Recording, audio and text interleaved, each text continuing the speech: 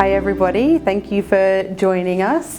You're all here because you're wanting to learn a bit more about the subantarctic islands from Australia and New Zealand, and I've been really lucky to just return from this region, so got plenty of information to provide, a few pictures that will get put into this video as well, but most of all, just wanted to really go into all the detail about what you're going to see on this trip and the day-to-day of how the actual expedition works. So first of all, my name is Nicila. I have worked at Chimu Adventures for over 5 years now, and Chimu Adventures are a one-stop shop when it comes to travel to Antarctica and the polar regions.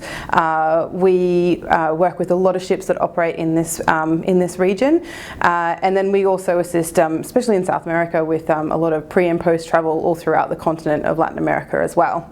But specifically, I'm here to talk about the subantarctics from Australia and New Zealand, and how you can visit this region and what you can see in this region.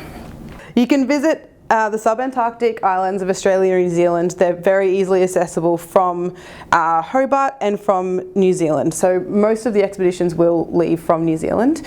And you'll visit 4 or 5 different areas. You've got generally the Snares, Auckland Islands, Campbell Islands, and Macquarie Island as well. And Macquarie Island is part of Australia, and the rest of them will still be New Zealand territories. There is also one expedition coming up this season with a departure from Hobart, which is very exciting for our Australian guests. So it starts in Hobart and then it finishes in Queenstown. So it'll take you right across, starting in Macquarie and then up to the New Zealand subantarctics, finishing in New Zealand. Now, the subantarctic islands differ a little bit from the subantarctic islands that you access from South America. Of course, the wildlife is different. A lot of endemic species. So if you love your penguins, you are going to see a lot of penguins. So you're going to see king penguin colonies. You've got royal penguins, which are endemic to Australia, and they're on Macquarie Island. You've got your Snares penguin and yellow-eyed penguins and erect-crested penguins, rockhopper penguins. You will see a huge amount of different penguins. But this trip is really for wildlife lovers, so not just your penguins, but also birds as well. And if you're a really keen birder, or just if you're out on the decks as much as possible, you're going to see so much. The diversity of wildlife that we were lucky enough to see was incredible. All right, so I'll talk about a couple of highlights of this region, and I have to start with Macquarie because it is technically Australian and I'm a bit biased, but Macquarie really is the crown jewel of this region. The diversity in the wildlife, the history that surrounds all of these islands, but especially Macquarie Island, and how the wildlife is finally winning again after centuries of sealing and the killing of all the penguins for their oil and the decimation of all the native fauna and flora because of introduced pests. So it is definitely a cause for celebration, and it's so special to visit just to see how a place can bounce back from, unfortunately, what humans have done to it. But Macquarie Island, there's research teams there all the time, so if you're lucky, I think still with COVID restrictions, they're quite hesitant to come out and have a chat with you, but there are always teams who are based on the island. But this is where you will see massive king penguin colonies and huge royal penguin colonies, and they're endemic to Macquarie Island.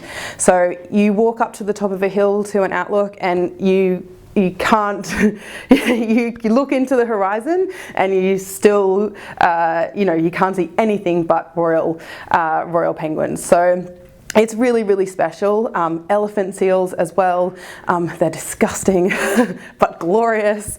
And it depends. If you're there in sort of early months, like November, you'll still see, well, you'll see the pups there still any time in the season, but they are still a bit smaller in November time. And maybe some bulls will still be around. The massive, massive elephant seals sort of trying to fight for their place on the beach. So yeah, it's just a very, very special place. In terms of like physical ability and you know, who can go on these trips, you do need to be able to get in and out of a Zodiac. So they'll only do the Zodiacs if the weather is allowing, and its safety is paramount always. So, but yes, you still need to be able to get in and out of a Zodiac. You can do a lot more of the Zodiac cruising and spend a lot more time on the Zodiacs rather than on the actual landing itself. But for the best wildlife experience, especially on Macquarie, it is, and Campbell Island, where the paths that you can walk on, and sorry, Enderby as well, the Auckland Islands. You know, there's these beautiful, well-kept paths, and it is, you know, it is a walk. They're well kept, and you've got your muck boots provided by the ships. But yes, you still need to have. You still need to be able to walk for about an hour for some of these landings, but well worth it, I promise. So just to touch on, you know, what the weather is like when you're there. It is different to Antarctica. It's not the icy cold of Antarctica. Actually, when we were at the Auckland Islands, so Enderby Islands, we were walking around in a t-shirt. It does get quite windy. It's the wind that can get really chilly, but I think it was about 15 degrees that day. So it is, when you've got nice weather, it's very pleasant. We were sitting out on the deck having beers in the afternoon in t-shirts, and my partner got very sunburnt. So definitely can be some really nice warm conditions. So you don't need a big jacket at all times. So you just need like sometimes even just a thin waterproof for a couple of the landings. Yeah, so it definitely can get cold. So you can have all kinds of weather. So the lowest, the most southern point that you'll go will be Macquarie, and you can have all seasons within an hour. So we had hail, and then perfect sun, and then the swell picked up immediately, and it was like, panic, get back to the boat. So yeah, you have to be ready for all kind of conditions. So definitely make sure you've got good protective gear, and be aware that yeah, the swell does pick up. Like we had, I think about 8 meters was about the worst of it, which I'm told is not actually so bad. Both ships are very well equipped to deal with this. We didn't notice it at all. You're still walking with one hand for you, one hand for the ship. You'll hear that a lot. But yes, both ships are very equipped to deal with those kind of seas. And there'll be lots of talk on board about what you can expect and if you're going to have a more rough night than you did the night before or something like that.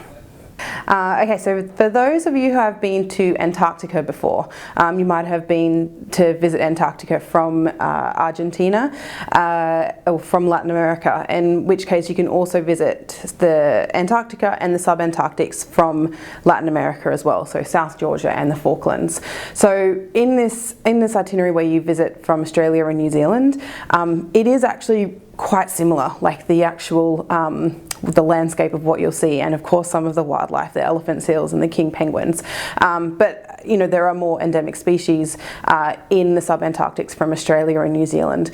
So these ones from Australia and New Zealand are sort of 12 to 15 day itineraries, and there is a slightly longer one actually from New Zealand. I think it's around 17 days, which is the most comprehensive one that you can do of the SubAntarctics from New Zealand. You've also got the option, there are trips from Australia and New Zealand to include the SubAntarctics that also go onto the Ross Sea of Antarctica. So they're slightly longer, they're about 22 days, and there are some longer ones as well. So that is an option. You can still go to the SubAntarctics from Australia and New Zealand and Antarctica as well. if you have specific questions, or if you're not quite sure which departure to look at, or the itineraries on the website are quite overwhelming, that's what we're here for. I would love to chat through all the details with you and make sure that you're choosing the best itinerary, choosing the most suitable ship, working out the best dates, and what you're wanting to do pre and post your trip as well. I'll follow up after this, but please reach out to me directly, Nicila, and yeah, we'll be able to talk through all the options. All right, so just one key memory from this expedition was we had sailed into the Macquarie Island area overnight, and it was like 5:30, so it was still really not very light, and I'd woken up and thought that someone was like listening to cartoons really loud in the cabin next door or something, and then opened up, went outside, and there was just the chittering of hundreds, like or thousands of king penguins in the water, like coming to have a look at the boat. And it was so loud. And then we quickly put on our jackets and ran upstairs to the front of the ship. And then as we got there, orca were just swimming across the front of the ship. And then you look into the distance, and all you can see are thousands of king penguins. And that for me, like, I've got goosebumps. It was, it's so special. It was that sort of 45-minute experience was worth the entire itinerary, just right there, and everything else was just a bonus. Like, it was just a really really unique, overwhelming wildlife experience.